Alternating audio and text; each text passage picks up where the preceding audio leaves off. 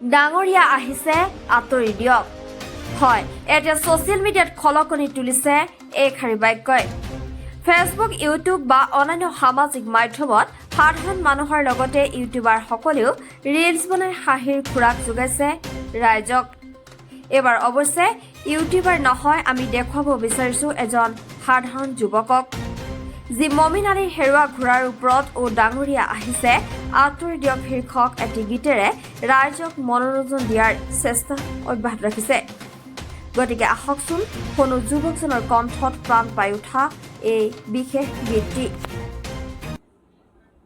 ৰঙা ৰঙেৰে জানো ৰঙা কৰি দিলে, বগা ঘোঁৰাটো জানো ৰঙা কৰি দিলে, মমিনালী দুটা ঘোঁৰাৰ কাহিনী ডাঙৰীয়া আহিছে আঁতৰি দিয়ক, ডাঙৰীয়া আহিছে আঁতৰি দিয়ক, মমিনালী দুটা ঘোঁৰাৰে কাহিনী ঐ মমিনালী দুটা ঘোঁৰাৰ কাহিনীটো শুনক, ঐ ডাঙৰীয়া আহিছে আঁতৰি